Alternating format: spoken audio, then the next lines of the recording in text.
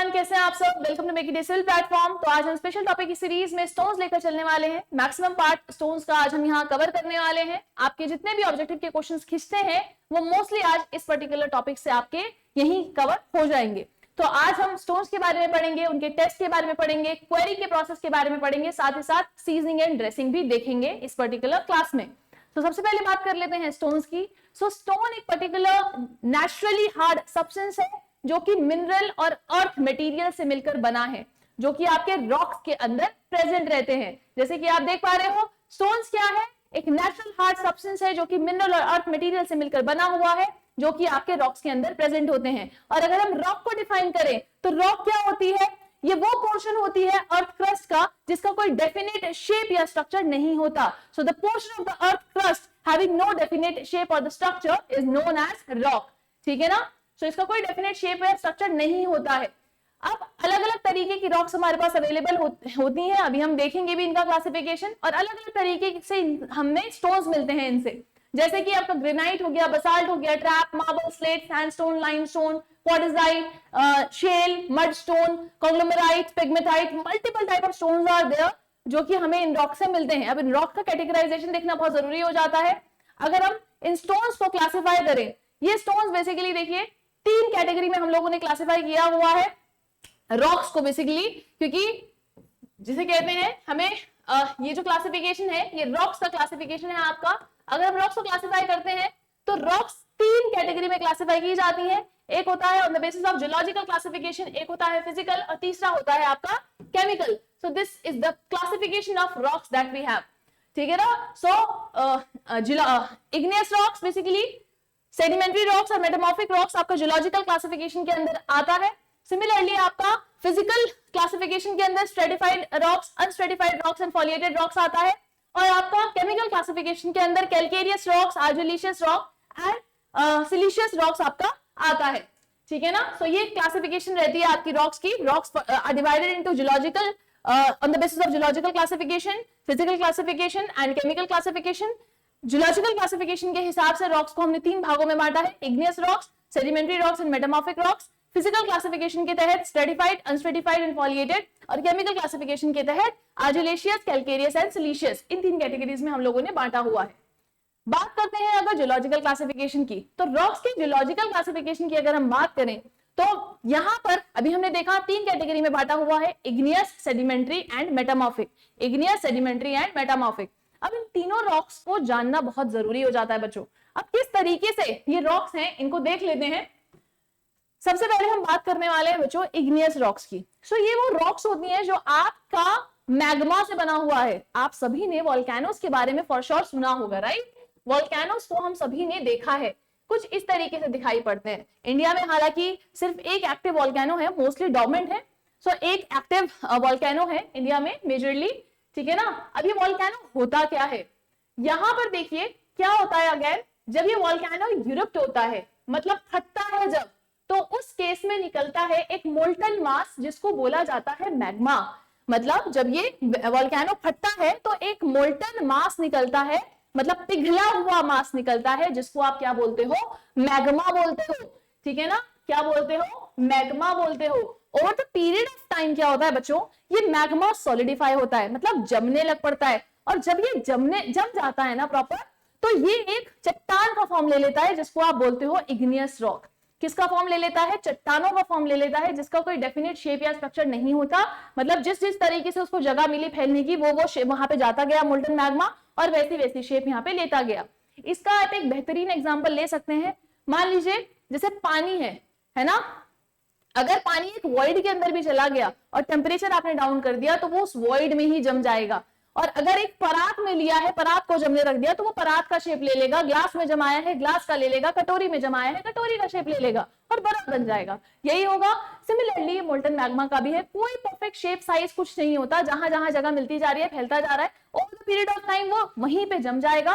और ये जो पर्टिकुलर चट्टानें कहलाएंगी, इन्हीं को आप इग्नियस रॉक्स की टर्म्स में जानते हैं। किसकी टर्म्स में, इग्नियस रॉक्स की टर्म्स में जानते हैं बच्चों।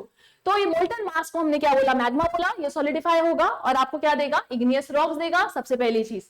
अब इग्नियस रॉक्स भी फर्दर तीन कैटेगरी में डिवाइडेड होती हैं। एक होती है वोल्केनिक, एक होती है आपकी प्लूटोनिक और एक होती है आपकी हाइपरबेसल, एक होती है आपकी हाइपरबेसल।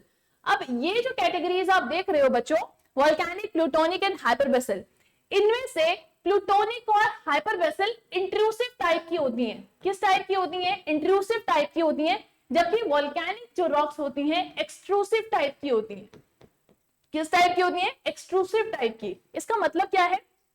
देखो, एक्सट्रूसिव से याद रखो बाहर, एक्सट्रूसिव बोले तो जो रॉक्स बाहर मिलती हैं, इग्नियस रॉक्स, उनको एक्सट्रूसिव कहा जाता है। जो आपकी वोल्केनो के अंदर ही मिल रही हैं उनको इंट्रूसिव इग्नियस रॉक्स कहा जाता है, उनको इंट्रूसिव इग्नियस रॉक्स आपका कहा जाता है। अब मैं इन तीनों को आपको बताऊंगी कि ये होती क्या है, इनको थोड़ा समझिएगा। यहां पर मैंने आप लोगों को बोला था वोल्केनो इरप्ट करता है, मैग्मा बाहर आता है, वो सॉलिडिफाई होता है और इग्नियस रॉक्स बनाता है। मैंने बिल्कुल सही कहा, पर मैंने आपको इनमें से कुछ चीजें अभी नहीं बताई, वो सुननी है आपको। जब ये वोल्केनो इरप्ट होता है ना, इसके अब इग्नियस रॉक बन रहा है ना, यहाँ पे होता क्या है बच्चों, यहाँ पे उस मैग्मा के अंदर भी, उस मोल्टन मास के अंदर भी ना कॉन्स्टिट्यूएंट्स रहते हैं, ठीक है ना। या फिर मैं ये बोलूं, जो हल्की क्वालिटी का मैग्मा होगा ना, वो कंपैरेटिवली बाहर आ जाएगा। जो मैग्मा क्या होगा, हल्का होगा, डेंस नहीं होगा, वो बाहर इरप्ट होके आ जाता है। लेकिन जो बहुत डेंस मटेरियल से, जिसके अंदर बहुत डेंस मटेरियल्स रहते हैं, वो वोल्केनो, मतलब वो जो मैग्मा है वो बाहर आ ही नहीं पाता और वो वोल्केनो के अंदर ही रह जाता है। तो जो वोल्केनो फटता है ना, तो जो लेस डेंस वाला आपका मैग्मा होता है ना, वही बाहर आता है और वही आप जिसे कहते हैं, उसी को इग्नियस रॉक के टर्म में अभी तक जान रहे थे। पर कुछ मैग्मा का पार्ट वोल्केनो के अंदर भी जम रहा है, तो जो आपका मैग्मा डेंसनेस की वजह से बाहर आ ही नहीं पाया और वोल्केनो के डीप डेप्थ्स में, मतलब देखो ये वोल्केनो, मैं एक एग्जांपल ले रही हूँ, डीप डेप्थ्स में क्या हुआ बच्चों, डीप डेप्थ मतलब गहराई में जमा रहा, बाहर नहीं निकल पाया, गहराइयों में जमा है। यहां से आपको बेसिकली जो रॉक्स मिलती हैं वो मिलती हैं प्लूटोनिक। वो कौन सी रॉक्स होती हैं आपकी? प्लूटोनिक होती हैं। अब कुछ भाग मैग्मा का ऐसा भी होता है जो ना तो बहुत डेंस है ना तो बहुत लाइट है। बहुत लाइट होगा तो बाहर आ जाएगा, बहुत डेंस है तो नीचे बैठ जाएगा। कुछ मीडियम नेचर का है, कुछ मीडियम नेचर का है। तो वो मीडियम नेचर का जो मैग्मा है बच्चों, वो उठने की कोशिश करता है, लेकिन बहुत लाइट भी नहीं है तो बाहर नहीं आ पाता, बहुत डेंस भी नहीं है तो डीपर डेप्थ पे भी नहीं रहा। तो ये शैलो डेप्थ तक पहुंच गया। ऊपर से कहां पहुंच गया बच्चों? ऊपर से ये शैलो डेप्थ पे पहुंच गया। तो मतलब शैलो डेप्थ पे था, बाहर नहीं निकल पाया, यही पहुंचा और जमना स्टार्ट हो गया। शैलो डेप्थ पे ही क्या हो गया, ये जम गया। तो यहाँ पे जो मैग्मा होगा, इससे जो आपको रॉक्स मिलेंगी, उन रॉक्स को आप हाइपरबेसल रॉक्स कहते हैं। क्या कहते हैं? हाइपरबेसल रॉक्स कहते हैं बच्चों। तो डीपर डेप्थ पे जो मैग्मा जमा, वो देगा प्लूटोनिक रॉक्स। हाँ, आपका शैलो डेप्थ पे जो मैग्मा जमा, वो देगा आपको हाइपरबेसल रॉक। और जो मैग्मा आपका बाहर आ गया बच्चों, जो मैग्मा बाहर आया और बाहर आके जो जमा, यहां से जो रॉक्स मिलेंगी वो होंगी आपकी वोल्केनिक रॉक्स। कौन सी रॉक्स होंगी बच्चों? वोल्केनिक रॉक्स होंगी, ठीक है ना। सो आई होप आपको ये वोल्केनो के इरप्शन का कॉन्सेप्ट यहाँ पे समझ में आ गया होगा। सो बेसिकली इग्नियस रॉक्स आपको कहां से मिल रही हैं? वोल्केनो से मिल रही हैं, इसीलिए इन्हें कहा जाता है the rocks of volcanic origin. मतलब ऐसी रॉक्स जो आपको वोल्केनो से मिली हैं, उन्हीं को आप इग्नियस रॉक्स के टर्म्स में जान रहे हो बच्चों। अब इग्नियस रॉक्स की भी फर्दर 3 कैटेगरी मैंने आप लोगों को बता दी, वोल्केनिक, प्लूटोनिक, हाइपरबेसल। वोल्केनिक वो जो मैग्मा बाहर आके जमा, वो वोल्केनिक रॉक्स देगा। जो डीपर डेप्थ में जमा, वो आपको प्लूटोनिक देगा। और जो शैलो डेप्थ में जमा, वहां से जो रॉक्स आएंगी वो आपकी हाइपरबेसल आएंगी। इनकी अगर मैं एग्जांपल दूं आपको, तो वोल्केनिक रॉक से जो आप पत्थर जो मिलते हैं ना, जैसे कि बसाल्ट हो गया, ट्रैप हो गया, ये वोल्केनिक रॉक्स के पार्ट है। किसके पार्ट है? These are the part of the volcanic rocks. मतलब एग्जांपल है, वोल्केनिक रॉक से आपको ये बसाल्ट और ट्रैप जैसे पत्थर मिलते हैं। इसके साथ अगर मैं आपको प्लूटोनिक का एग्जांपल दूं, तो प्लूटोनिक का सबसे बेहतरीन एग्जांपल जो है ना, वो है आपका ग्रेनाइट। वो क्या है? ग्रेनाइट है। Granite is the best example for the plutonic rock. जितना वो मैग्मा डेंस था, इसलिए बाहर नहीं निकल पाया और वहीं जम गया। सोचो, वो मैग्मा जब इतना डेंस था तो उससे निकलने वाला पत्थर कितना डेंस होगा। और इसी डेंसनेस की वजह से आप सोच रहे हो, ग्रेनाइट को हम ब्रिज पायर्स में प्रेफर करते हैं। मतलब ये इतना वाटर टाइट है, ये पानी को अलाउ ही नहीं करता नीचे जाने के लिए। इसी डेंसनेस की वजह से आपकी प्लूटोनिक रॉक जो होती हैं, वो स्ट्रॉन्गेस्ट होती हैं। Strongest rock granite is one of the strongest stone that we have, क्योंकि ये प्लूटोनिक रॉक्स का पार्ट है, सिलिशियस कैटेगरी में सबसे हाई है and one of the best stone that we have. ठीक है ना। सो अगर मैं आपको हाइपरबेसल का एग्जांपल दूं तो हाइपरबेसल का बेस्ट एग्जांपल आपके लिए रहेगा pegmatite. Pegmatite, so it is the best example that will go with the hypabyssal rocks. So volcanic आपको समझ में आ गया। आपको मैंने हाइपरबेसल भी समझा दिया, जो कि आपका जो शैलो डेप्थ पे जम गया। ठीक है ना। इनका स्ट्रक्चर कैसे रहता है? इनका स्ट्रक्चर रहता है आपका फाइन ग्रेन रहता है, कलर इनका लाइट रहता है। एग्जांपल एक मैंने आपको पेग्मेटाइट दे दिया, दूसरा एग्जांपल आपको डोलेराइट मिल रहा है यहाँ पे। तो dolerite is again one of the kind of the hypabyssal rock that we have. ठीक है ना। पेग्मेटाइट आपका यूजुअली ऑब्जेक्टिव में पूछा जाता है, इसलिए मैंने आपको वो भी बता दिया। Next is the geological classification, जो कि आप देख रहे हो, मतलब next category is plutonic rock basically. तो अगेन प्लूटोनिक और हाइपरबेसल दोनों इंट्रूसिव रॉक्स हैं, मैंने आपको बता दिया था, तो सारा बता रखा है।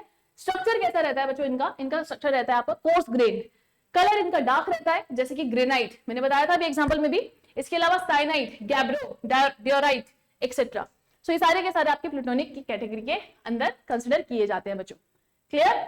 सो देखिए नेक्स्ट इज योर जैसे कहते हैं सेडिमेंट्री रॉक। जियोलॉजिकल क्लासिफिकेशन में हमने 3 रॉक्स देखी, इग्नियस, सेडिमेंट्री, मेटामॉर्फिक। अभी आपने इग्नियस की जितनी भी क्लासिफिकेशन थी बच्चों वो देख ली। अब हम देखने वाले हैं सेडिमेंट्री रॉक्स की क्लासिफिकेशन। जब आप सेडिमेंट्री रॉक्स की बात करते हैं ना बच्चों, तो ये वो रॉक्स होती हैं जो कि वेदरिंग एक्शन से बनी हुई हैं।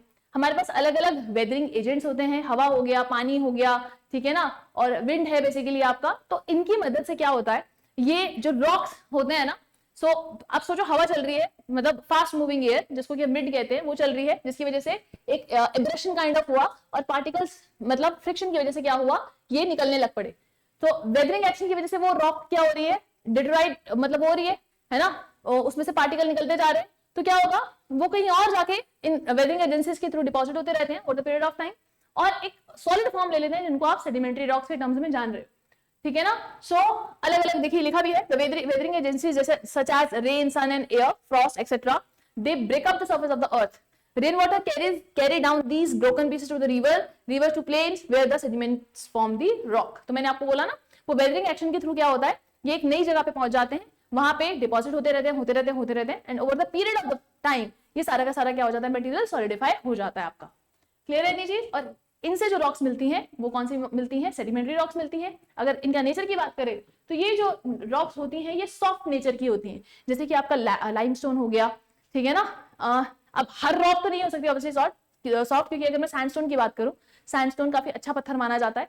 ठीक है ना। स्पेशली कॉम्पैक्टेड सैंडस्टोन भी नहीं, कॉम्पैक्टेड सैंडस्टोन बहुत अच्छा पत्थर माना जाता है। ठीक है ना। तो यूजुअली इनका जो नेचर रहता है वो सॉफ्ट रहता है, साथ ही साथ ये स्ट्रेटिफाइड होती है। क्या होती है, स्ट्रेटिफाइड।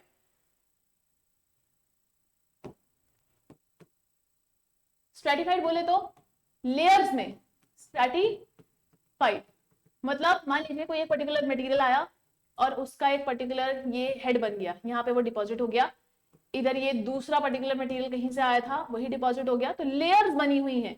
तो जहां आपको लेयर्स की फॉर्मेशन डिस्टिंक्टली दिखाई दे रही है तो वो आपका स्ट्रेटिफाइड नेचर मतलब स्ट्रेटिफाइड कैटेगरी के अंदर कंसिडर किया जाता है। स्ट्रेटिफाइड रॉक्स भी इसलिए सेडिमेंट्री रॉक्स को कहा जाता है, अभी आगे देखेंगे कि आप। तो सेडिमेंट्री रॉक्स की प्रॉपर्टीज आप देख ही रहे हैं, सॉफ्ट हैं and they can easily split up along the bedding as well as the normal planes. So soft होती हैं और easily split हो जाती हैं along the bedding planes as well as the normal planes. जैसे कि जिप्सम हो गया, लाइमस्टोन हो गया, एनहाइड्राइट हो गया, शेल हो गया, चॉक हो गया, सैंडस्टोन हो गया, ग्रेवल्स हो गए, ये सारे के सारे आपके सेडिमेंट्री रॉक्स के पार्ट है। क्लियर इतनी चीज। चलिए बच्चों आगे चलते हैं। Next is metamorphic rocks. देखिए सेडिमेंट्री रॉक्स और इग्नियस रॉक्स को पेरेंट रॉक्स कहा जाता है और मेटामॉर्फिक रॉक जो होती हैं ये ट्रांसफॉर्म्ड रॉक्स होती हैं, मतलब पेरेंट रॉक्स में आपने कुछ चेंजेस किए जिसकी वजह से वो मेटामॉर्फिक में चेंज हो गए और ये प्रोसेस आपका इरिवर्सिबल है। फॉर एग्जांपल अगर दूध से दही बना दिया तो दही से तो दूध नहीं बना सकते ना बच्चों, दूध से दही बन गया ठीक है, दही से दूध बन सकता है, नहीं बन सकता। तो इरिवर्सिबल प्रोसेस है ना, यहाँ पर भी इरिवर्सिबल प्रोसेस है आपका। साइंस आपका जिसे कहते हैं इग्नियस और सेडिमेंट्री से मेटामॉर्फिक में अगर एक बार आ गया तो मेटामॉर्फिक से वापस से पेरेंट रॉक में नहीं जा सकता है। ठीक है ना। सो इरिवर्सिबल प्रोसेस होता है। तो ये रॉक्स बेसिकली क्या है, बेबी रॉक्स होती हैं, किसकी, सेडिमेंट्री और इग्नियस रॉक्स की। मतलब आप बोल सकते हैं कि उनमें केमिकल चेंजेस हुए जिसकी वजह से जो ट्रांसफॉर्मेशन हुआ और वो जो हमें रॉक मिली उसको हमने मेटामॉर्फिक रॉक्स यहाँ पर कहा। सो ये बनी कैसे है, these are formed of the igneous or the sedimentary rocks as a result of the action of the earth movements, temperature changes and liquid pressures etc. So chemical change मतलब basically chemically वो change हो गया, nature change हो गया, जिसकी वजह से क्या हुआ, हमें बेबी रॉक मिला, जिसको हम मेटामॉर्फिक रॉक्स बोल रहे हैं या फिर ट्रांसफॉर्म रॉक्स यहाँ पे बोल रहे हैं। प्रॉपर्टीज की बात करें तो ये स्ट्रांग होती हैं कंपैरेटिवली, है ना, फॉलिएटेड भी हो सकती हैं और नॉन फॉलिएटेड भी हो सकती हैं। फॉलिएटेड नॉन फॉलिएटेड क्या है ये भी आप आगे देखेंगे, ठीक है ना। अगर एग्जांपल्स की हम बात करें जैसे कि मार्बल हो गया, क्वार्टजाइट हो गया, स्लेट हो गया, नीज हो गया, सिस्ट हो गया, ये सारे के सारे आपके क्या है, ये सारे के सारे आपके किसके पार्ट हैं बच्चों, ये सारे के सारे आपके मेटामॉर्फिक के पार्ट यहाँ पर हो जाते हैं। क्लियर इतनी चीज, ठीक है। चलिए ये मैंने मडस्टोन काट दिया है बिकॉज मडस्टोन आपका सेडिमेंट्री का पार्ट होता है बच्चों, ठीक है ना, इसलिए मैंने यहाँ से काट दिया है। चलिए नेक्स्ट यहाँ पे देखिए ये एग्जांपल्स हैं, इग्नेस रॉक्स में बेसाल्ट है, ड्यूराइट है, डोलोराइट है, ट्रैप है, ग्रेनाइट है, साइनाइट है, गैब्रो है, इधर sandstone, limestone, laterite, dolomite, gypsum, shale, chalk, उधर अगर आप मेटामॉर्फिक में देखेंगे नीस, क्वार्टजाइट, मार्बल, स्लेट से, ठीक है। अगर मैं अब आपको बोलूं कौन सा किससे बना है, तो देखिए नीस बनता है आपका ग्रेनाइट से। नीस किससे मिलके बना है बच्चों, ग्रेनाइट से बना है। ग्रेनाइट बेसिकली इग्नेस रॉक था जिसमें जो चेंजेस हुए जिसकी वजह से वो क्या बन गया, नीस बन गया, जिसको कि मैंने मेटामॉर्फिक की कैटेगरी में बाद में रखा। सैंडस्टोन से बनता है क्वार्टजाइट, सैंडस्टोन से क्या बना है, सैंडस्टोन से क्वार्टजाइट बना है, ग्रेनाइट से नीस बना है। माल से बनता है मार्बल, माल या फिर लाइमस्टोन, या फिर limestone, these gets converted to marble. Shale से बनता है slate, shale which is initially sedimentary, तो shale gets converted to slate। और mudstone again which is a sedimentary rock, mudstone हो गया, और इवन शेल से भी, तो इनसे क्या बनता है आपका सिस्ट बनता है, इनसे क्या बनता है आपका सिस्ट भी बन जाता है। क्लियर इतनी चीज। So marl and limestone get converted to the marble, mudstone से आपका सिस्ट मिल रहा है, शेल से स्लेट मिल रहा है, सैंडस्टोन से क्वार्टजाइट मिल रहा है, और ग्रेनाइट से आपका क्या मिल रहा है बच्चों, यहाँ पे नीज मिल रहा है। तो इंपॉर्टेंट है, ये पता होने चाहिए, इसलिए मैंने यहीं पे लिख दिए हैं। Next is again the physical classification. अगर हम फिजिकल क्लासिफिकेशन की यहाँ पे बात करते हैं बच्चों, तो फिजिकली बेसिकली यहाँ पे 3 कैटेगरीज में बांटा गया है रॉक्स को, stratified, unstratified and foliated. Stratified का मतलब क्या होता है, लेयर फॉर्मेशन, आपको layer, each layer is distinctly visible to you, कि प्रत्येक लेयर आपको अलग अलग दिख रही है तो वो स्ट्रेटिफाइड है, और अगर वो बिल्कुल नहीं दिख रही है तो वो अनस्ट्रेटिफाइड की कैटेगरी में। तो स्ट्रेटिफाइड का एक अगर डेफिनेशन में बोलूं तो ये भी है, आपको अगर एक प्लेन को काटना चाहते हैं तो कंप्लीटली आपको एक प्लेन मिल जाता है, लेयर वाइज दिख रहा है ना, क्योंकि है ना, तो वो स्ट्रेटिफाइड की कैटेगरी में यहाँ पे कंसिडर किया जाता है। देखिए दे show the distinct layer along which the rocks can be split, है ना, कंप्लीट प्लेन के आपको दिख रहा है तो कंप्लीट आपको प्लेन मिल भी जाता है, एक जिसे कहते हैं स्प्लिट हो जाता है, ठीक है ना, डिस्टिंक्ट लेयर्स होती हैं, इसलिए आपको जैसे कहते हैं रॉक्स को इजीली स्प्लिट आप कर सकते हो। इसके बेहतरीन example sandstone, limestone, shale, slate, marble. आप देख रहे होंगे यहाँ पे ये सैंडस्टोन, लाइमस्टोन जिसे कहते हैं, इवन शेल, ये सारे के सारे क्या हैं आपके सेडिमेंट्री के पार्ट हैं, जबकि स्लेट और मार्बल आपका मेटामॉर्फिक का यहाँ पर पार्ट है बच्चों। नेक्स्ट इज अगेन अनस्ट्रेटिफाइड की अगर हम बात करें, मैंने बोला था कोई भी distinct layer formation will not be there, तो आप एक पर्टिकुलर प्लेन पे इसको काट ही नहीं सकते हो, ठीक है ना, स्प्लिट नहीं हो सकता है। So they do not show distinct layer and can not be split into the thin layers, जैसे कि ग्रेनाइट, बेसाल्ट, इग्नियस की जितनी भी कैटेगरी होती है ना, इग्नियस की मोस्टली कैटेगरी आपकी किसके अंदर आती है, अनस्ट्रेटिफाइड के अंदर आती है। सेडिमेंट्री की मोस्टली कैटेगरी आपकी किसके अंदर आती है, स्ट्रेटिफाइड के अंदर आती है, सॉफ्ट कैटेगरी है ना।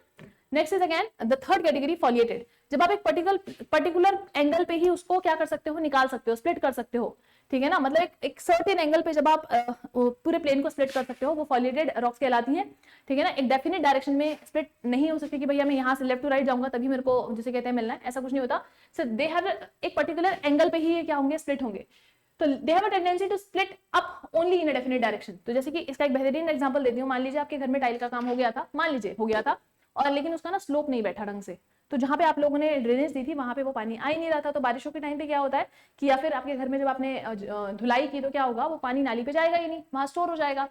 तो आपने क्या किया, आपने सोचा कि यार अब ना मैं इसे खुद निकालता हूँ। अब आप मिस्त्री मजदूर तो कुछ हो नहीं, अब मान लो आप एक मीडियोकर फैमिली से हो, तो दोबारा टाइल्स का पेटी लाना लगवाना it's a difficult task for a middle class family specifically.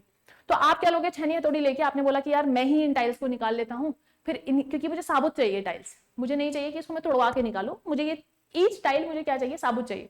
तो आप क्या लोगे, जो छेनी हथौड़ी है उसे एक पर्टिकुलर एंगल पे अगर मारोगे ना तो पूरी की पूरी टाइल बाहर आती है। और मैं इसलिए बोल रही हूँ मैंने खुद निकाली है, ठीक है ना, एक पर्टिकुलर एंगल पे आप इसको मारोगे तो आप मतलब जैसे कहते हैं वो पूरी की पूरी टाइल बाहर निकल के आ जाएगी, लेकिन उस एंगल के अलावा किसी भी एंगल से मारोगे आप मेरे से गारंटी ले लो वो टाइल साबुत आ ही नहीं सकते, आ ही नहीं सकते। एक पर्टिकुलर एंगल पे मारने पे ही पूरा का पूरा जो आपका वो है, अब मैं ये नहीं बोल रही हूँ सालों पुरानी टाइल लगा रखी उसको निकाल रहे हो, वो नहीं निकलेंगी, जो ताजा लगी हुई टाइल होगी ना वो निकल जाएंगी, ठीक है ना। बस एक पर्टिकुलर एंगल पे आपको मारना पड़ेगा, प्रेशर देना पड़ेगा, तो वो पूरी की पूरी टाइल आपको साबुत मिल जाएगी, गारंटेड। तो वो एक एग्जांपल है आपका जैसे कहते हैं जिससे पॉलिएटेड रॉक्स आप निकाल सकते हो। सो एक डेफिनेट डायरेक्शन में ही क्या है, स्प्लिट हो सकती है, और वो सच अगर ऐसा किसी रॉक में हो रहा है तो पॉलिएटेड की कैटेगरी में यहाँ पर आपको दिखाई पड़ेगी, ठीक है ना। अब इसकी बेहतरीन एग्जांपल है आपका स्लेट हो गया, नीज हो गया, सिस्ट हो गया, ये सारे के सारे इसके जिसे कहते हैं पॉलिएटेड कैटेगरी में कंसिडर किए जाते हैं बच्चों, ठीक है। और इसमें नॉन पॉलिएटेड कैटेगरी मार्बल और कॉर्डेजाइट है। चलिए नेक्स्ट की बात करते हैं। अब नेक्स्ट है हमारे पास इनके एग्जांपल्स, जैसे कि आप देख पा रहे होंगे, ठीक है। अच्छा एक चीज और, यहाँ पे ये marble is doesn't come under the stratified rocks, क्योंकि ये तो नॉन स्ट्रेटिफाइड है, ठीक है। ये आपका नॉन सर्टिफाइड की कैटेगरी में आएगा, मार्बल आपका सर्टिफाइड नहीं होता है, ये तो हम देख के भी बता सकते हैं ना, तो अनसर्टिफाइड है ये, ठीक है। चलिए अनसर्टिफाइड है, यहाँ पे इसको भी छोड़ दीजिए, it will come under the uncertified rocks. Clear all of you. तो इसके एग्जांपल देख लेते हैं बच्चों। आप देखिए, अब एग्जांपल की अगर आप बात करेंगे, सर्टिफाइड का एग्जांपल हम लोगों ने देखे sandstone, limestone, shale, gypsum, slate, mostly आपकी सेडिमेंट्री रॉक्स आपको दिखाई देंगी। अनसर्टिफाइड में आपको इग्नियस रॉक्स मोस्टली दिखाई देंगी, और फॉलिएटेड में आपके मेटामॉर्फिक रॉक्स आप लोगों को दिखाई पड़ रही होंगी, जैसे नीज हो गया, सिस्ट हो गया, स्लेट हो गया, ये सारा का सारा फॉलिएटेड की कैटेगरी में आता है। अगर मैं ऑब्जेक्टिव्स की यहाँ पे बात करूं बच्चों, तो ऑब्जेक्टिव्स में आपका स्लेट का पूछा जाता है। यहाँ पे दो बहुत महत्वपूर्ण स्टोन है, एक तो है आपका ग्रेनाइट और दूसरा है आपका स्लेट। ये पूछे ही जाते हैं, फॉर श्योर पूछे जाते हैं। ग्रेनाइट आपका यूसेज पूछ लिया जाता है, कहाँ यूज होता है, तो ब्रिज पायर्स में यूज होता है, जस्ट बिकॉज इसका जो वाटर टाइटनेस है ना, इस वजह से। तो ब्रिज पायर्स जो होते हैं उसमें आपका ग्रेनाइट यूज होता है। इसके साथ अगर मैं स्लेट की बात करूं, तो स्लेट वाटर प्रूफिंग के लिए काम में आता है, ठीक है ना। वाटर प्रूफिंग या डैम प्रूफिंग तो गलत बोल दिया मैंने, वाटर प्रूफिंग मतलब स्लेट का जो वाटर एब्जॉर्प्शन होता है ना, बहुत कम होता है, ऑलमोस्ट आप मानो 1% ही वाटर एब्जॉर्ब करता है ये, तो इसीलिए इसको रूफिंग के लिए आप लोग यूज करते हो, ठीक है ना। किसके यार यही डायरेक्टली लिख लो, रूफिंग वर्क्स के लिए यूज में लेकर आया जाता है। आगे मैंने स्लाइड में लिखा हुई है, देखिएगा अभी आप। सो केमिकल क्लासिफिकेशन की अगर हम बात करें तो 3 कैटेगरीज में बांटा गया है इसको बच्चों, कैलकेरियस, आर्जिलिशियस एंड सिलिशियस। देखिए सो अब हम कैलकेरियस रॉक्स की बात करेंगे तो कैल्शियम का कंटेंट ज्यादा होगा ऑब्वियसली, सिलिशियस की बात करेंगे तो सिलिका का कंटेंट ज्यादा होगा, आर्जिलिशियस की बात करेंगे तो क्ले एल्यूमिना का कंटेंट कंपैरेटिवली ज्यादा होगा। तो अगर आपका कैल्शियम का कंटेंट कंपैरेटिवली 50% से ज्यादा हो जाएगा तो कैलकेरियस रॉक्स। सिलिशियस के केस में अगर जैसे कहते हैं सिलिका का कंटेंट 50% से ज्यादा हो जाएगा तो सिलिशियस, और आर्जिलिशियस के केस में अगर क्ले का कंटेंट कंपैरेटिवली 50% से ज्यादा हो जाएगा तो उस केस में जो रॉक्स कहलाएंगे आर्जिलिशियस यहाँ पे कहलाएंगे बच्चों। क्लियर है ये चीज। अब अगर मैं बात करूं, देखिए ये हार्ड होती हैं और साथ साथ क्या होती हैं, ड्यूरेबल होती हैं।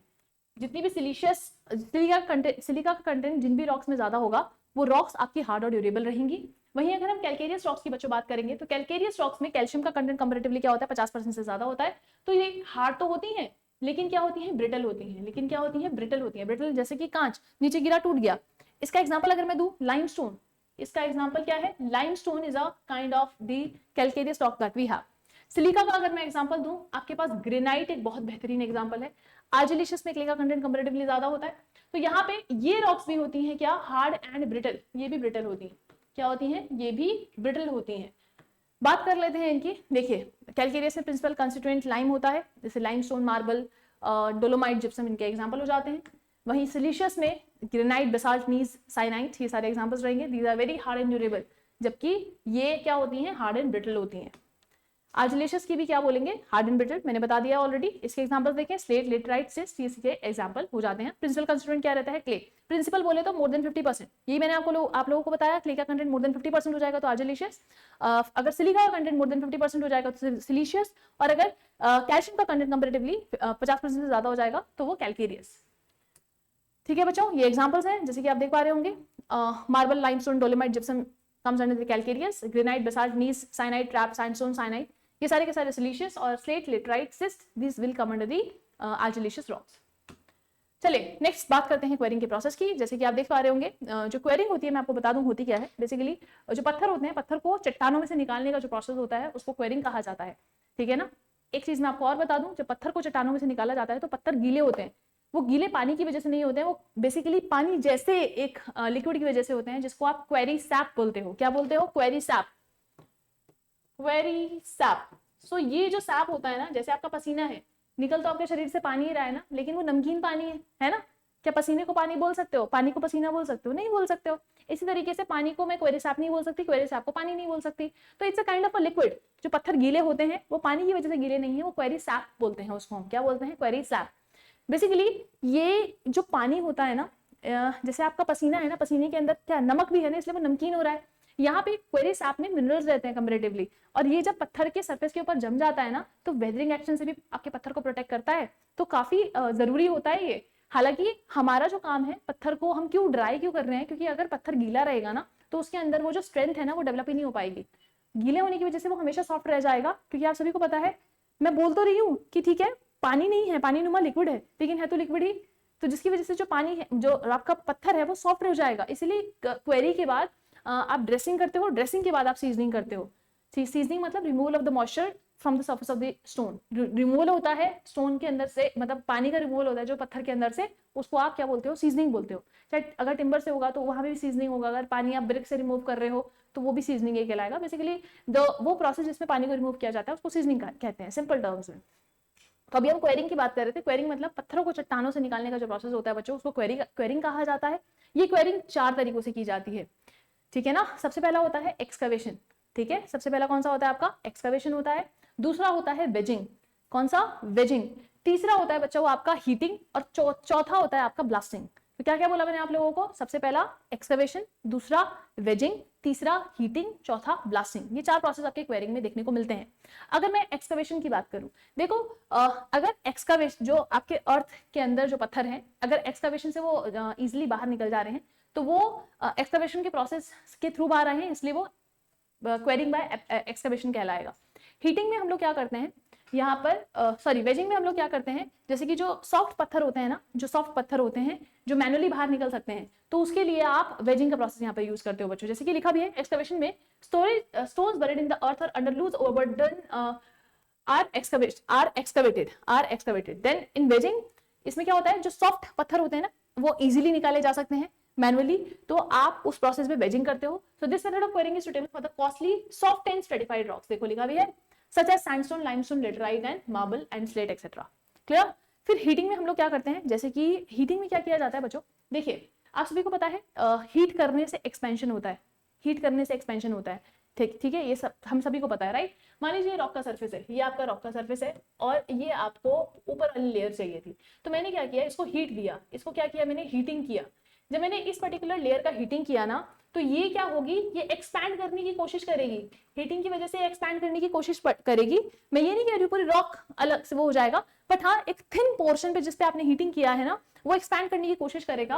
और जब वो एक्सपैंड करेगा ना बच्चों, तो खुद देखो वो बाकी रॉक से तो अलग हो गया, बाकी रॉक से ऑटोमेटिकली अलग हो गया, और आपको एक थिन लेयर मिल जाती है। यहाँ पे आपको ये क्या मिल जाती है बच्चों, एक थिन लेयर मिल जाती है।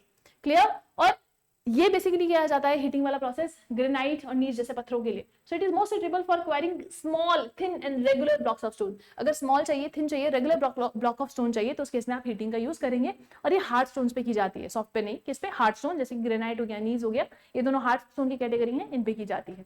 वही बात करते हैं अगर हम ब्लास्टिंग की। देखिए ब्लास्टिंग बेसिकली एक बहुत ही जिसे कहते हैं टिपिकल प्रोसेस है। यहाँ पे आप लोग क्या करते हो, यहाँ पे यूज किया जाता है डेटोनेटर्स का। डेटोनेटर्स क्या होते हैं, इन डेटोनेटर्स से वायर जारी होती है, पत्थरों के अंदर एक होल बनाया जाता है, उसको क्लीन किया जाता है। क्लीन करने के बाद उसमें जिसे कहते हैं मसाला, ब्लास्टिंग पाउडर, मसाला भरा जाता है, ब्लास्टिंग पाउडर जिसको मैं बोल रही हूँ। और जो वायर आपकी डेटोनेटर से जा रही है वो उस मसाले में डाल दी जाती है, ठीक है ना। अब सब कुछ हो गया, अब आपने उस होल को कवर कर दिया अगेन, और आप नीचे आ गए, सेफ पोजीशन पे आ गए। डेटोनेटर पे आके हम डेटोनेटर को प्रेस करते हैं। जैसे आपने पटाखा छुड़ाया होगा ना, पटाखे की बत्ती पे जब आप आग लगाते हो तो फिर एकदम टाइम लगता है ना, आपको पीछे होने का टाइम मिल जाता है, बत्ती इतनी लंबी होती है। तो यहाँ पे डेटोनेटर से भी आपने आग लगाया उस वायर को, जो कि डायरेक्टली कहाँ पहुंचा, उस ब्लास्टिंग जोन पे या ब्लास्टिंग होल पे पहुंचा, जहाँ पे आपने ब्लास्टिंग पाउडर डाला हुआ था। फिर वो वायर वहां तक जाती है और होता है आपका भयंकर ब्लास्ट, ठीक है ना। तो इस प्रोसेस से, इस ब्लास्टिंग के प्रोसेस से मतलब बेसिकली हम लोग एक्सप्लोसिव यूज कर रहे हैं स्टोन्स को चट्टानों में से निकालने के लिए। अच्छा अब हम जो ब्लास्टिंग पाउडर डाल रहे हैं तो उसमें कौन कौन सा पाउडर डालते हैं, जैसे कि गन कॉटन हो गया आपका, डायनामाइट हो गया, ये मोस्ट कॉमन पाउडर है जो कि हम लोग वहां पे यूज करते हैं। डायनामाइट हो गया, गन कॉटन हो गया, ये सारे के सारे हम लोग वहां पे यूज करते हैं। अब डायनामाइट की मैं बात करूं, वो इससे कंस्टिट्यूएंट्स पूछ लेता है, तो इसमें क्या है, नाइट्रोग्लिसरीन डलता है। क्या डलता है, नाइट्रोग्लिसरीन विद अदर मटेरियल्स होते हैं, तो उससे मिलकर आपका डायनामाइट बनता है। और मतलब ये जो पाउडर होते हैं वहां लगाया जाता है, देन ब्लास्ट किया जाता है, ठीक है ना। गन कॉटन, गन पाउडर और डायनामाइट, ये सब चीजें यूज की जाती हैं ब्लास्टिंग के लिए। नेक्स्ट है आपका अगेन, अच्छा यहाँ पे लिखा भी है देखो, कॉम्पोजिशन, क्योंकि ऑब्जेक्टिव में पूछा जाता है। सो सल्फर 15, आपका सॉल्ट पेट्रे 65%, चारकोल 20% के अराउंड यहाँ पर रहता है, ठीक है। अब चीप होता है, ग्रेट लिफ्टिंग पावर है और इजीली जल जाता है। Suitable for quarrying of stones. Dynamite का जैसे कि मैंने आप लोगों को बताया, नाइट्रोग्लिसरीन होता है, 95% देखो वही है, along with the other materials. Other materials में आपका सैंडी अर्थ मुझे दिखाई दे रहा है, ठीक है। कैरेक्टरिस्टिक्स की अगर हम बात करें, मोस्ट पावरफुल होता है ये, unsuitable for the cold climates and sensitive to the shocks, ठीक है। Suitable for bore holes and quarrying of stones. फिर बात कर लेते हैं बच्चों अब अगेन यहाँ पर ड्रेसिंग ऑफ स्टोन्स की। देखो क्वेरिंग के बाद कभी भी सीजनिंग नहीं करनी चाहिए। सीजनिंग मतलब एकदम से मॉइस्चर को रिमूव नहीं करना चाहिए। उसका रीजन क्या है मैं बताती हूँ। देखो जब आपने पत्थर को निकाला ना, पत्थर में भी मॉइस्चर है ना, तो पत्थरों के केस में क्या होता है, अगर आपने उसका सीजनिंग कर दिया ना तो वो एकदम हार्ड हो जाएंगे और उनकी फिर ड्रेसिंग नहीं हो सकती। ड्रेसिंग मतलब क्या होता है, जो आप परफेक्ट शेप एंड साइज देना चाहते हैं उस प्रोसेस को कहा जाता है dressing. So the process in which perfect shape and size is given to the stone, such process is known as dressing. क्या कहा जाता है बच्चों, उसको ड्रेसिंग कहा जाता है। अब इस प्रोसेस में आप पत्थर को परफेक्ट शेप एंड साइज दे रहे हो, और अगर पत्थर आपका गीला होगा तो बहुत इजीली दे सकते हो। तो ये ऑब्जेक्टिव में पूछा भी जाता है, ड्रेसिंग इज डन। तो मोस्टली केसेस में हम लोग जैसे ब्रेक हो गया या कहीं और देखते हैं, तो हम मोस्टली देखते हैं जैसे टिम्बर के केस में कि आफ्टर सीजनिंग हम लोग कर रहे हैं, लेकिन पत्थरों के केस में नहीं होगा। पत्थरों में पहले जो ड्रेसिंग होगा उसके बाद आपका सीजनिंग होगा। तो देखो हम ड्रेसिंग कर रहे हैं, इसलिए क्वेरिंग के बाद जस्ट ड्रेसिंग आया। The process of giving proper size and shape and finish to the रफली broken stone as obtain from the quarry. Objective क्या रहेगा, साइज को रिड्यूस करना, प्रॉपर शेप देना, बेटर अपीयरेंस देना और साथ ही साथ उनका रेजिस्टेंस इंक्रीज करना वेल्डिंग की तरफ। नेक्स्ट है आपका सीजनिंग ऑफ स्टोन। सीजनिंग मतलब क्या होता है, आपका removal of the moisture. The freshly cut stone carry some natural moisture known as quarry sap, जैसे मैंने आप लोगों को बताया था, making it soft and workable. So the stone becomes harder, compact, weather resistant. किसमें, सीजनिंग में। सीजनिंग मतलब क्या होता है, the removal of the moisture from the stone is known as the seasoning of stones, ठीक है ना। जो रिमूवल ऑफ मॉइस्चर को ही सीजनिंग बोल रहे हो। इससे क्या हो जाएगा, आपका पत्थर हार्ड हो जाएगा, कॉम्पैक्ट हो जाएगा, वेदर रेजिस्टेंट बन जाएगा, और टाइम जो चाहिए रहता है 6 से 12 महीने यहाँ पे लिखा हुआ है आपका, ठीक है। अब कॉमन यूजेज की बात कर लेते हैं इन पत्थरों की। अगर हम ग्रेनाइट की ही बात कर लें तो ग्रेनाइट यूज होता है आपका रेलवे ब्लास्ट के तौर पे, रूफिंग के अबटमेंट के लिए, आपका पायर एंड सी वॉल्स के लिए। देखो कोई भी पत्थर वैसे तो कहीं पे भी लगा लो, अगर आपके पास पैसा है तो ग्रेनाइट लगाओ अपनी छत पे, है ना। ग्रेनाइट तो और वाटर टाइट कर देगा, क्योंकि ये तो पानी को घुसने ही नहीं देता है, तो बारिशों का पानी अंदर सीप कर ही नहीं पाएगा। पैसा है तो कहीं पे भी लगाओ, पर यूजुअली हम कहाँ यूज करते हैं, बात वो आ जाती है बच्चों, है ना। मार्बल आपका ऑर्नामेंटल वर्क के लिए यूज होता है, लेकिन मार्बल आपने देखा होगा जनरल फैमिलीज में सिर्फ और सिर्फ हम लोग फ्लोरिंग पे यूज कर रहे हैं। तो क्या हम इसे ताजमहल की तरह अपने घर को भी बना दे, क्यों नहीं बना सकते, पैसा है तो बनाओ, लगाओ पूरे घर में मार्बल, ठीक है ना। तो ऑर्नामेंटल वर्क, आपको एस्थेटिकल अपीयरेंस जब अच्छा देना होता है, कंपैरेटिवली बेटर करना होता है, तो आप मार्बल यूज करते हैं बच्चों। लाइमस्टोन की अगर हम बात करें, सबसे प्राइम यूज है मैन्युफैक्चरिंग ऑफ सीमेंट। तो वही लिखा होगा देखो, मैन्युफैक्चरिंग ऑफ सीमेंट में काम आता है। सिर्फ मैन्युफैक्चरिंग ऑफ सीमेंट में ही नहीं, जो आप ये गुटका वुटका देखते हो ना, मीनार हो गया, गोल्डन खैनी हो गया, इसमें वो व्हाइट कलर का एक कुछ देते हैं, वो डब्बी सी, उसके अंदर जो भरा होता है वो चूना ही होता है, अनप्रोसेस्ड चूना डाला हुआ होता है उसमें। इसलिए आपने देखा होगा वो लिखा रहता है ना कि तंबाकू से कैंसर हो रहा है, वो कैंसर की जड़ भी तो यही है। वो जो व्हाइट कलर की जो डिब्बी होती है ना, जो लोग घिस घिस के मसाले के अंदर लगा रहे होते हैं, तो आपने देखा होगा उनका अंदर से ना मांस जल जाता है, मुंह का अंदर का मांस जल जाता है। तो बेसिकली वो अनप्रोसेस्ड बेसिकली लाइम होता है। प्रोसेस करके देंगे तो पैसे ज्यादा लगेगा ना, अभी वो 10 का मिल रहा है, फिर 20 में कम मिलेगा, लोग अफोर्ड नहीं कर पाएंगे, तो इसीलिए वो जिसे कहते हैं रॉ लाइम वहां पे दे रहे होते हैं। इवन जब वो रॉ लाइम बन रहा होता है, अगर कभी आपने वो देख लिया ना, तो बहुत ही खतरनाक प्रोसेस है। एक लकड़ी का डंडा ले रखा होता है उन्होंने, क्योंकि हाथ डालेंगे तो उन्हें पता है कि जल जाएगा, और इस तरीके से उसको घुमा रहे होते हैं, ठीक है, और फिर डब्बियों में भर भर के देते हैं। Next is again your slate. Slate अगर हम बात करें तो फ्लोरिंग रूफिंग का काम कर रहा है। मैंने आपको बोला था वाटर प्रूफिंग बहुत अच्छी है इसकी, 1% वाटर एब्जॉर्प्शन है मॉइस्चर का, तो इसलिए as a water proofing material और रूफिंग मटेरियल के तौर पे हम इसको यूज करते हैं बच्चों। बहुत इंपॉर्टेंट है ये भी, और आपका ग्रेनाइट भी बहुत बहुत इंपॉर्टेंट है, क्योंकि ये पूछा जाता है ब्रिज पायर्स के लिए कौन सा आपका मटेरियल पत्थर यूज होता है, ग्रेनाइट यूज होता है ब्रिज पायर्स के लिए, और रूफिंग के लिए आपका स्लेट यूज होता है। बात कर लेते हैं क्वार्टरजाइट की। तो क्वार्टरजाइट आपका रिटेनिंग वॉल में यूज हो रहा है, बसाल्ट आपका मेराइन वर्क, रबल मेसनरी के उसमें यूज हो रहा है, कंकड़ आपका हाइड्रोलिक लाइन के मैन्युफैक्चरिंग में यहाँ पे यूज में लेकर आया जाता है, ठीक है ना। अब लाइम बेसिकली अगर मैं बात करूँ, लाइम की 3 कैटेगरी होती है ना, फैट लाइम होता है, वैसे तो कोल्ड डिविजन के हिसाब से 7 है, पर यूजुअली हम 3 देखते हैं, फैट लाइम हो गया, हाइड्रोलिक लाइम हो गया और पुअर लाइम, है ना। तो फैट लाइम किसके कैल्सिनेशन से बनता है बच्चों? आपका फैट लाइम बनता है from the calcination of sea shells, sea shells के कैल्सिनेशन से बनता है फैट लाइम। और हाइड्रोलिक लाइम बनता है आपका कैल्सिनेशन ऑफ कंकड़। और पुअर लाइम बनता है from the calcination of dolomite. ठीक है। नेक्स्ट है आपका टेस्ट ऑन स्टोन्स। अब टेस्ट ऑफ स्टोन्स की भी बात कर लेते हैं बच्चों। जब आप देखिए एक्चुअली क्या होता है, अब हर पत्थर मैं हर जगह यूज नहीं कर सकती, है ना, ये चीज तो आप इससे वाकिफ होंगे। कल को आप बोलो लाइमस्टोन से आप फ्लोरीन डाल दो, नहीं डालूंगी मैं, क्योंकि मुझे पता है जो बाइंडिंग का काम है वो ये कर लेगा, लोड बेयरिंग कहां से आएगी, है ना।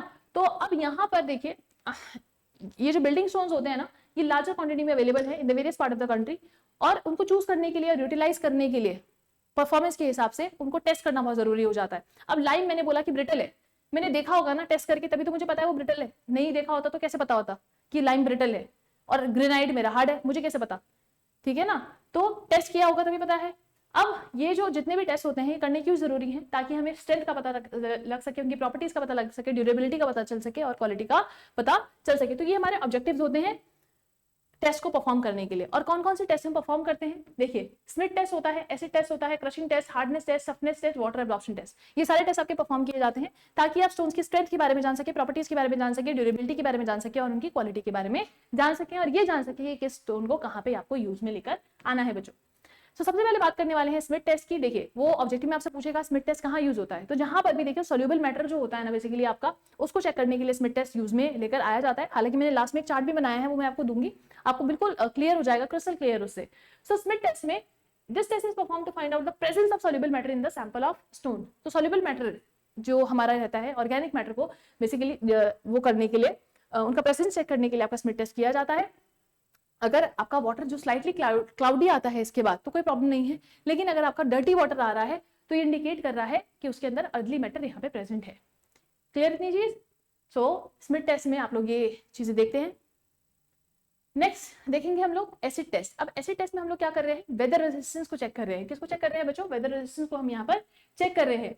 सो हम लोग यहाँ पे क्या करते हैं, हम पत्थर लेते हैं और पत्थर ना शार्प एजेस वाला पत्थर लेते हैं और उसको ना हम लगभग डाइल्यूटेड सॉल्यूशन ऑफ H2SO4 या फिर HCl के हम लोग लगभग 3 दिनों के लिए यहाँ पे रख देते हैं, ठीक है ना। सो आपने पत्थर 100 ग्राम स्टोन चिप्स ली विद शार्प एजेस और उसको इस पर्टिकुलर उसमें रख दिया सॉल्यूशन में, और उसके बाद आपने जब इसको निकाला तो अब आप क्या करोगे, उसमें चेक करोगे कि उसके जो एजेस हैं वो स्टिल शार्प है कि नहीं है। अगर वो शार्प है तो मतलब परफेक्टली वेदर को रेजिस्ट कर रहा है, नहीं है तो मतलब क्या, आपका पत्थर वेदरिंग रेजिस्टेंस में वीक है। सो देखिए the sharp and firm corners and edges are the indication of the sound stone. Clear? चलिए नेक्स्ट है आपका क्रशिंग टेस्ट। क्रशिंग टेस्ट की अगर हम बात करें, देखिए 2 चीजें होती हैं, कंप्रेसिव स्ट्रेंथ और क्रशिंग स्ट्रेंथ। कैलकुलेशन पर्पस के लिए दोनों सेम लेते हैं, पर एक्चुअल में क्या होती है, देखिए जो maximum load before failure stone carry करता है उसको कंप्रेसिव स्ट्रेंथ कहते हैं, जिस लोड पे वो फेल हो गया वो क्रशिंग कहलाता है। सो यहाँ पर कैलकुलेशन के लिए हम लोग सेम ही लेते हैं, तो हम यहाँ पे निकाल कंप्रेसिव स्ट्रेंथ ही रहे हैं आपके पत्थर की। इसके लिए हमने क्या लिया, क्यूब लिया 40 mm by 40 mm by 40 mm का, 3 सैंपल लेंगे क्योंकि हम हमेशा एवरेज निकालते हैं बच्चों। अब यहाँ पर आपको टेस्ट से पहले उसको 72 घंटे तक पानी के अंदर यहाँ पे जिसे कहते हैं रखना है। रेट ऑफ लोडिंग जो यहाँ पे रहने वाला है जो कि इंपॉर्टेंट है 14 न्यूटन पर mm स्क्वायर के यहाँ पे रहने वाला है, और जो रिजल्ट आना चाहिए एक गुड बिल्डिंग स्टोन का, सो क्रशिंग स्ट्रेंथ और compressive strength should not be less than 100 megapascal या फिर 100 न्यूटन पर mm स्क्वायर से वो नीचे नहीं होनी चाहिए एक गुड बिल्डिंग स्टोन की अगर हम बात करते हैं बच्चों। ये जो परफॉर्म किया जाता है टेस्ट, ये या तो आप CTM में करते हैं या तो UTM में करते हैं। CTM बोले तो कंप्रेशन टेस्टिंग मशीन, UTM बोले तो यूनिवर्सल टेस्टिंग मशीन में ही आप ये करते हैं test. Next is test on stones, मतलब हार्डनेस टेस्ट की अब हम बात करने वाले हैं। तो जब हम हार्डनेस की बात करते हैं बच्चों, यहाँ पे हम लोग स्क्रैच करके देखते हैं। देखिए कभी आप चौक को अगर स्क्रैच करोगे तो चौक का भाग आपकी उंगली के नखूनों में आ जाएगा, लेकिन आप किसी टेबल को स्क्रैच करोगे तो उसका प्लाई तो नहीं आएगा ना हाथ में। तो टेबल ज्यादा हार्ड है या chalk? Obviously table is more harder than compared to the that of the chalk. तो यहाँ पर हम लोग हार्डनेस टेस्ट में भी क्या कर रहे हैं, स्क्रैचिंग से ही कर रहे हैं टेस्ट। तो this test is perform by scratching a stone with a knife only. यहाँ पर देखिए अब जो हार्डनेस में हम लोग बेसिकली, अब स्क्रैच हो रहा है तो सॉफ्ट है, नहीं हो रहा है तो हार्ड है। तो यहाँ पे आप देख सकते हैं ये हार्डनेस मेजर की जाती है मो स्केल पे। कौन से स्केल पे? मो स्केल पे ये हार्डनेस मेजर की जाती है बच्चों। अब ये मो स्केल का वैल्यू जितना ज्यादा होगा पत्थर आपका उतना हार्ड है, जितना कम होगा पत्थर आपका उतना कम हार्ड है। टैल्क आपका क्या है, एक सॉफ्ट स्टोन है, क्योंकि इसका मो वैल्यू 1 आ रहा है, 1 आ रहा है, तो बोलो talc is a kind of soft stone. Come hard है, सॉफ्ट है, सॉफ्ट की कैटेगरी, सॉफ्ट स्टोन है ना। अगर वैल्यू कम होगी तो सॉफ्ट है, अगर हायर वैल्यू इस पे है तो हार्ड स्टोन है। जिप्सम की अगर आप बात करोगे तो 2, कैल्साइट की 3, फ्लोराइड की 4, एपेटाइट की 5, ऑर्थोक्लोज की आपकी 6, क्वार्ट्ज की 7, टोपाज की 8, सफायर की 9, डायमंड की 10। ये आपको याद करनी है, क्योंकि ये ऑब्जेक्टिव में पूछा जाता है। वो बोलता है which of the following stone is harder than the others, इस तरीके से पूछेगा। सो आपको अगर वैल्यू पता नहीं होगी तो आप कंफ्यूज हो जाओगे। पहले तो यूजुअली वो ये क्वार्ट्ज, टोपाज, डायमंड और सफायर ये सब देता था, तो बच्चों को पता है diamond is the hardest one mineral है हमारे पास। बट अब उसने चेंज करनी शुरू कर दी है, पर इससे बाहर नहीं आएगा, इससे बाहर नहीं आएगा, अभी तक तो बिल्कुल नहीं आया, तो आप इसी के बिहाफ पे जाएंगे। Next is again toughness test. Toughness test की अगर हम बात करते हैं, ये बेसिकली इंपैक्ट चेक करने का काम करता है कि क्या मेरा पत्थर sudden loading, shock loading, impact loading ले पा रहा है कि नहीं ले पा रहा है। तो उसके लिए आप ये टेस्ट करते हैं, toughness test. This test is perform by breaking the stone with hammer. आप लोग क्या करते हो, पत्थर को हथौड़ी से तोड़ने की कोशिश करते हो इस पर्टिकुलर टेस्ट को परफॉर्म करने के लिए। और क्या चेक करता है, इंपैक्ट रेजिस्टेंस को चेक करने का यहाँ पे काम कर रहा है। इंपैक्ट रेजिस्टेंस चेक करता है आपके पत्थर का। क्लियर है इतनी चीज? यहाँ पे ये जो टेस्ट परफॉर्म किया जाता है, ये आपका परफॉर्म किया जाता है इंपैक्ट टेस्टिंग मशीन के ऊपर। किसमें परफॉर्म करते हैं, इंपैक्ट टेस्टिंग मशीन में हम लोग ये टेस्ट परफॉर्म करते हैं, इंपैक्ट टेस्टिंग मशीन में। अब यहाँ पे बेसिकली क्या होता है, जितने नंबर ऑफ ब्लोज लगे आपके पत्थर को ब्रेक करने के लिए, नंबर ऑफ ब्लोज जो लगे पत्थर को ब्रेक करने के लिए, वही आपका क्या देते हैं बच्चों, वो देते हैं आपका टफनेस इंडेक्स। क्या देते हैं, वो टफनेस इंडेक्स आता है। और उसी इंडेक्स के बिहाफ पे आप बता सकते हो कि पत्थर कहाँ पे यूज करना है, रोड्स के लिए यूज करना है, बिल्डिंग मटेरियल के लिए यूज करना है, कैसे यूज करना है। नेक्स्ट आता है आपका वाटर एब्जॉर्प्शन टेस्ट। सो जो सिलेक्टेड पीसेस होते हैं आपके स्टोन्स के, उनको आप क्रश करते हो और आप जो साइज रखते हो 10 से 20 mm के बीच में, यहाँ पे जैसे कहते हैं IS सीव से आप देखेंगे कि 10 से 20 mm के बीच में यहाँ पे रहे। अब वाटर एब्जॉर्प्शन टेस्ट में आप उसे क्या करते हो, 24 आवर इमर्ज करते हो पानी के अंदर। आफ्टर 24 आवर्स पानी का जो आप पहले उसका ड्राई वेट ले लेंगे बच्चों। आप जो भी पत्थर आपने तोड़े हैं आप बेसिकली देख लें उसमें वो ड्राई हो, ड्राई वेट आप उसका ले लेंगे। ड्राई वेट लेने के बाद आप उसे क्या कराएंगे, 24 घंटों के लिए पानी के अंदर छोड़ेंगे उसको। फिर उसके बाद जब आप 24 आवर्स के बाद जब आप उसको निकालोगे तो उनका जो वेट में डिफरेंस आना चाहिए, so it should not be more than 5%। 5% से ज्यादा वाटर एब्जॉर्ब उन्होंने नहीं किया होना चाहिए। और अगर वाटर एब्जॉर्ब कर रहे हैं तो दिक्कत है, ठीक है ना। तो 24 आवर्स के बाद 5% से ज्यादा नहीं होना चाहिए। और ओवरऑल अगर आप देखेंगे, it should not be more than 10%, 10% से ज्यादा नहीं होना चाहिए, 10% से ज्यादा नहीं होना चाहिए वाटर का एब्जॉर्प्शन एक अच्छे बिल्डिंग स्टोन के लिए, ठीक है ना। सो आफ्टर 24 आवर इमर्जन 5% से ज्यादा नहीं होना चाहिए और टोटल आपका 10% से ज्यादा यहाँ पर नहीं होना चाहिए। सो अगर हम सैंडस्टोन की बात करें, देखिए 10 है इसका, लाइमस्टोन का भी 10 है, ग्रेनाइट का आपका 1 है, मैंने बोला था वाटर टाइट होता है। ट्रैप का आपका होता है बच्चों 6, शेल का होता है 10, नीस का होता है 1, स्लेट का होता है 1। मैंने बोला था ना, it is a kind of a water proofing material और वाटर टाइट, या फिर जैसे कहते हैं एक फ्लोरिंग का काम कर रहा है, रूफिंग का काम कर रहा है। सो स्लेट का भी वाटर एब्जॉर्प्शन आपका 1 है, फॉर्डेजाइट का है आपका 3। क्लियर है इतनी चीज? सो वाटर एब्जॉर्प्शन टेस्ट आप लोगों को पता चल गया, वैल्यू भी पता चल गई, आई होप आपको समझ में भी आया हो। अब मैंने एक छोटा सा ये चार्ट बना दिया है आप लोगों के लिए, इसको रिमेंबर करने के लिए। अब और भी देखो टेस्ट होते हैं हमारे पास, जैसे एब्रेशन टेस्ट हो गया, अल्ट्रेशन टेस्ट हो गया, है ना। एब्रेशन टेस्ट आपका परफॉर्म किया जाता है डॉरी टेस्टिंग मशीन में। अलग अलग टेस्ट देखिए, एब्रेशन को मेजर करने के लिए बेसिकली हमारे पास 3 मशीन्स हैं, एक डॉरी होती है, एक डेविल होती है, और एक आप करंटली लॉस एंजलिस जो यूज कर में लेकर आ रहे हैं, जिसमें स्टील बॉल्स वगैरह डाली जाती है, तो वो भी हमारी एब्रेशन के लिए ही है। सो आप अगर एब्रेशन टेस्ट मेजर कर रहे हैं by Dorry testing machine, basically किसके लिए यूज किया जा रहा है, for the wearing resistance check करने के लिए यूज किया जा रहा है। अल्ट्रेशन टेस्ट बेसिकली स्टोन और स्टोन के बीच में जो आपका फ्रिक्शन होता है उसको अल्ट्रेशन कहा जाता है। तो it is tested by devil testing machine. और क्या बताता है, again rate of wearing resistance यहाँ पे बता रहा है। क्रशिंग स्ट्रेंथ टेस्ट आपका जो कि CTM से किया जा रहा है, कॉम्प्रेसिव स्ट्रेंथ बता रहा है। स्मिथ टेस्ट आपका सोल्यूबल मैटर, मडी मैटर बता रहा है। ब्रैड टेस्ट आपका फ्रॉस्ट रेजिस्टेंस बताता है। फ्रॉस्ट मतलब क्या होता है, देखो कंबाइंड फ्रीजिंग और थॉइंग साइकिल को फ्रॉस्ट कहा जाता है।